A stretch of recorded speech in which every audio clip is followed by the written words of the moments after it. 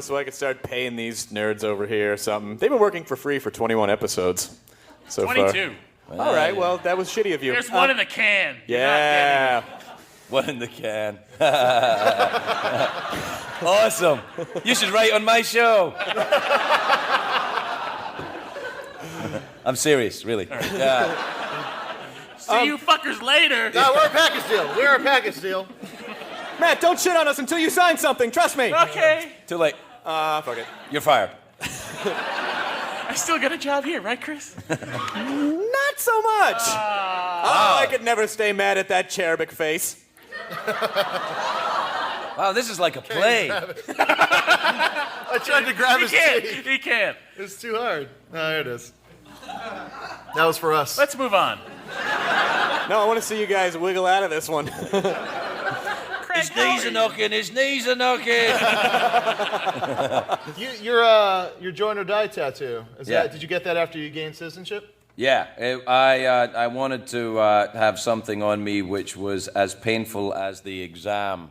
What is the citizenship exam like? It's actually pretty easy. It's like, do you like gum? Yes. Do you hate Al-Qaeda? Yes. You're in. Wow. 1 out of 2 ain't bad. That'd be pretty good. Yeah. Well, let's talk about your show for a sec, because what's amazing to me and the thing, like when you first took over the show, of course I knew you from the Drew Carey show. Right. By the way, that must have been a fun show. Drew's a sweet guy. Sure, it was amazing. fine. Yeah, it was all right, It was fine. It was a lot of fun. So how did you go from the Drew Carey show to getting, because like network shows are usually like, we're gonna try to hire the biggest star we can find. Like what? Yeah, and I was the biggest one they could get. All right, well that was fair enough. No, what happened was that very famously Craig Kilborn left the Late Late Show to pursue movie and TV projects. Well, now Kilby's coming back, according to the TV commercials. Yeah, and well, I never even said anything. You projected onto me your own fucking bitterness. That was in their minds. That's not my bitterness. I'm cool. Everything's fine. It's good. To be fair, you did put fucking in front of bitterness, but it's fine. That was their thing. If you don't put fucking bitterness, then you don't mean it properly, is what. But no, I was doing the Drew Carey show, and then it went away. I lost the job. I was, what do you kids call it? Fired. Yeah. I wasn't fired, but the show ended, and I didn't have anything else to do. And then I was doing this independent movie in Canada, in Winnipeg. And that's pretty rough. Yeah, Winnipeg? Well, Winnipeg gets really cold and you can't go out. And that was the time, that was a pretty low point in sobriety. That was when I was in the hotel room on my own for, about a month. I shaved my entire body. So I had nothing else to do. Yeah. And I just looked like a giant baby. I would scare myself in the mirror. Let's see, hey man, when you can fucking scare yourself as a giant baby, that's how you know you're alive. That's right, living the dream. But then I got this call that they were trying out all these different people for the Late Late Show. We're looking for a giant hairless baby. Yeah. I was like, this is the one. I'll be able to stand out. I'll be the big Scottish baby. And they tried out a lot of people and then eventually gave me the job. And I'm very grateful for it. I mean, actually, when I started out at the very beginning, I thought it would be kind of a lark, and I met Peter Lasalle and Michael Nadis, who Peter is the executive producer of the show, and Michael produces it, and they run things. And Michael introduced me to Peter, who had worked forever in television and is a legend, and was the producer of the Tonight Show, and with Johnny Carson, who did not so badly at it, and. I don't know how it's doing now. Peter was in the Late Shift. Right. Actually, early on in the show, the actor that played Peter in the Late Shift, we would get in sketches to play Peter in sketches. Oh, that's genius. Yeah, it was great. Unfortunately, it was the first year of the show. None of you fuckers was watching, so you never saw it. But we used to do that. But Peter said to me, I said to when I met him, I said, thanks for letting me do this. This is before I went on the show. I said, thanks for letting me do this. This should be a lark. And he said, no, this is not a lark. I want you to take this seriously. He said, He said, I have one discernible skill. He said, it's finding people like you. And if I'm right, you are lightning in a bottle, and this is the thing you should be doing. And I thought, you're out of your fucking mind. And then I was on the stage for about, when you walk out and the paid audience, pretends to be happy to see you, and you feel a little bit like Johnny Carson for a minute. I thought, fuck, he's right. I am made for this. I love this. And I kind of have been in love with it ever since. I do love doing it. I don't love every second of every show, but nearly all of it, all the time. What sort of drove you? Because a lot of, I feel like part of the problem with some of the late night shows is that some of them feel a little soulless. And I'm not going to say which one, but Carson Daly. I know Carson Daly. Very good.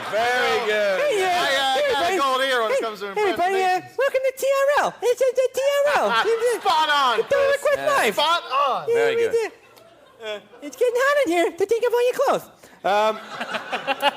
So there's this kind of a soulless disconnect, and it's like you say this, and then this person says this, and you say this, and this person says this. And I feel like as a society, we're evolved enough to, like in the 70s or the 60s or 50s, I'm sure that dazzled people. They're having a conversation. Yeah. But we know enough about how stuff works now that we know that it's not really a conversation. But you kind of broke that and clearly said, I'm just going to talk to people. I don't know if I quite agree with that. I think that the format existed. The format that I do existed for a long time. I think it existed in radio. I think Jack Parr was doing it on the Tonight Show. I think it existed in the 50s and the early 60s. I don't think it was television. I think it was the publicists of the stars that were going on the show were so protective of the people. This is before TMZ, when you could have a fucking secret, but you can't have any secrets anymore. Right. But they had to keep. Yeah, all these, Harvey and that sippy couple get you. Yeah, right. You can't hide. What they did was they started building these protected conversations. I actually think it probably came from the publicists more than the actual hosts of the show. But it became the standard thing to do. And when I realized I was doing it every fucking night, was that I realized I couldn't do this every night. I couldn't do it. I would quit. I would do something stupid. I would do something self-destructive in order to be fired. And I started doing that, and it began to become popular. I began to do self-destructive things like tearing up the notes and talking to the people outside of what they had asked me to talk about, and they responded like I was really talking to them. And what happened was I realized as I got further into it, to get back to the Shawshank Redemption thing that we went off of, that, that thing, thanks a lot. He's right, we went off it. See, we're going off it again. Go back.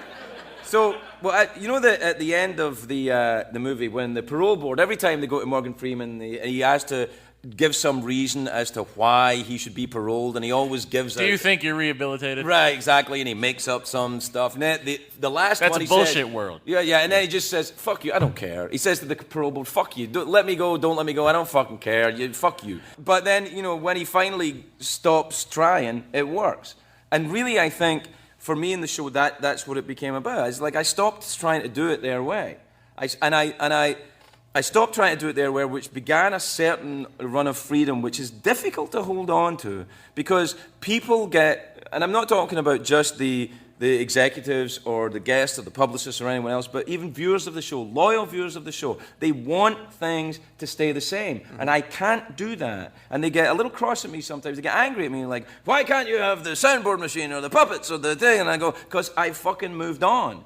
And even although that upsets you, I have to, because if I'm not happy doing the show, I'm not going to fucking do it. But they'll get used to that's it. But they'll get used to the new thing, though. Right, exactly. And even although I want people to like it, and I do want them to, I want to be liked. I'm a performer. I want your approval. Right. But I won't do it at the expense of my fucking sanity. I won't. You won't fucking see me on Celebrity Rehab. You won't fucking see me. I will not play the fucking game. I won't. Especially every fucking night. Every fucking night. You can't. You can't. Every fucking night. You can't. I won't play. And sometimes it makes me mad. I wish I could. I wish I could do it sometimes. I really wish I could fucking be okay with it, and it'd be easier. But fuck it. Because I want to be able to look back at it at some point and go, yeah, that's fucking worked. And to think of it the way, you know, when Peter with the Peter Cook with the equerry for Prince Charles, like, fuck you. Yeah. You know, and it's like, that's the way I want it to be. So as soon as I find myself too comfortable in what the show is doing, we're changing. Well, how do you keep that fresh? Because if you're constantly Coffee. if you're constantly on the move, like, do you ever just kind of get to a point where you're like, I am out of change energy, or? Well, no, you don't change it just to change it. You just genuinely move on when it's time to genuinely move on. You don't say, I got to change it because I've been doing it too long, because that's playing the fucking game too. Okay. You know, so what I feel I have to do is do it until I'm done and move on. And I don't know when that's going to be. There's a transition going on at the show right now. I'm not sure what it is. It's something to do with me wearing sneakers. And and I know that sounds like nothing, but it's not nothing. I mean, one of the biggest things that happened in the show for me is that I stopped buttoning my jacket. And I started to feel more comfortable. And tiny little things like that accumulate. It's very, very strange. It's a very odd thing to do. Like that, or a robot sidekick? I like a robot sidekick. I think it's metaphorically, it tells you what I think about the state of the late night genius. genre. It's a sprawling zombie standing next to me. It's a robot that will do whatever the fuck I want it to do. And that robot's not it's gonna... like a metaphor, Craig. And I go, yes. And the worst thing that robot's gonna do if he gets self-aware is try to get his own development deal. Like, Right, he's not exactly. He's not gonna try to take over the world. Actually, I found him looking through the breakdowns of the studio there. That robot wants to live his life out loud. Yeah. Let's get wasted. That's fantastic. So where do you see the show going next? Like, do you know, or is it just sort of spontaneous? You're just going to show up and go like, today I feel like doing this, so I'm going to do it? Or is it any of it planned? I'd like to have some money.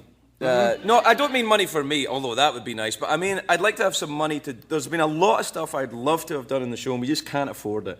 There are filmed pieces that the other guys get to do. There are little movies, little kind of videos, little things that would be a lot of fun to do. But we seriously have no fucking money. Mm-hmm. I mean, the whole puppet thing that was huge in the show, we spent maybe $100 on puppets. This is a fucking network television show we're talking. We didn't even buy the puppets. I think I used one puppet, and the puppet company went, fucking hell, oh, great. And they sent all the puppets they had to us. I said, please use this. Look, we've got a hippo. He can dance. And when you took the job, were you like, network, why, maybe we'll do some shows from the jet? No. Can we have puppets? No, you can have puppets if they're cheap. Yeah. But I mean, and that's I'd love to be able to do some different things, but we just don't have the resources to do that right now. So that's okay. Then we'll do it another way. I don't want to sound like I'm ungrateful for the show. I'm not.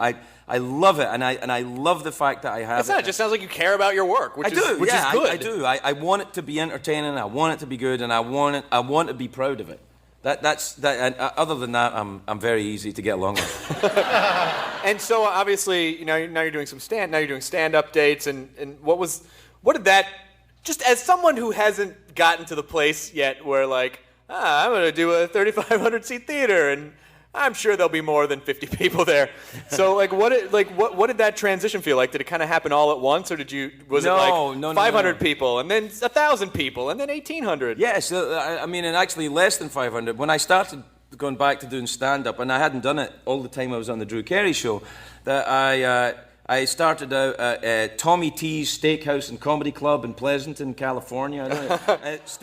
All those words together are a bunch of win there. Pleasanton, steak, Tommy T's. Yeah, no, it was good. It was going right back to playing the clubs again, and I did them for a year, 18 months. I played the clubs, and then we got a little bit bigger venues and a little bit bigger, and as the show became a little more popular, the venues got a little, I didn't have to play such small places, or I could play bigger places and hope to fill them, or at least get a respectable crowd. And what it does do, the most interesting thing out of all of this, for me, it was observing how the world changed in the sense of people that would come to the show. Everyone who comes to the show, initially the people who came to the show were people who only watched broadcast television. So that it was all, it was really predominantly the audience was women who were over the age of 35. That was really all of it coming out. And what I think they understood right away from the show is that I didn't hate them. And that I wasn't going to patronize people who weren't 18 to 24